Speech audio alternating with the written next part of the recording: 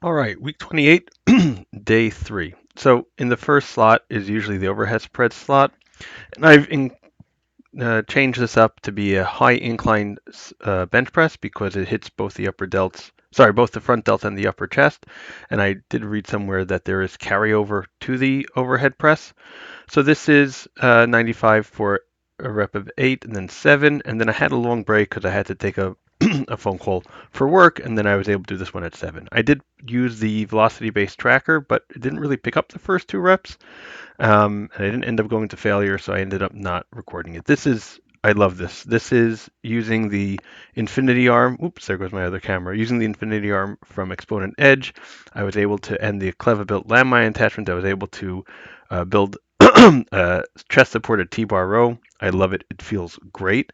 I actually just moved the lineman attachment a little bit more forward so I can get use for the whole barbell sleeve. It's a great movement on the back, and I just love this setup.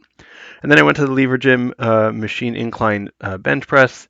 So for the PowerTech Lever Gym, when you do it a flat bench press, you actually have to have it slightly inclined. So this is just slightly more inclined.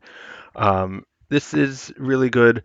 Even though I'm hitting chest a little bit earlier in the session, I never get too worn out for this one, and it just feels a little bit different, being that this is on more of a fixed path and a slightly lower of an angle. And we're making really good progress on this one as well. And then we moved on to something new. I started this last time, but really kind of was dialing in the weight this time. These are cable hammer curls. Um, they felt good. I think there's still a little bit more form changes I need to make with this to make sure it's kind of hitting in the right area. And I'm not sure if I want to continue using the rope or if I want to end up using another attachment that I have that's a little bit more, slightly more supinated, but still will probably fall under the category of a hammer curl. I've had issues with the rope in the past where when the weight gets too heavy, it's kind of just hard to hold on to without hurting my hands. But I was able to do 2 sets of 12 in this last rep. I called it an RPE like 8.5 to 9. And next is the payloft press. So this movement looks simple, but it's really hard. And honestly, since I started this workout routine, um, over more than 28 weeks ago, because as you know, I do a 6-day routine, but I only do 4 days a week.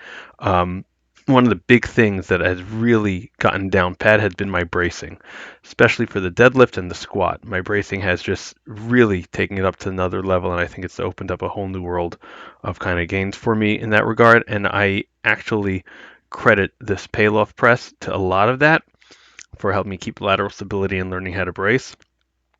Because I was getting slightly better, but once I really incorporated this exercise is really when I began to see massive change. And then when I switched from a regular deadlift to the trap bar deadlift while doing this exercise, it was just a whole new world of change. So anyways, that's it for the workout today. Like and subscribe.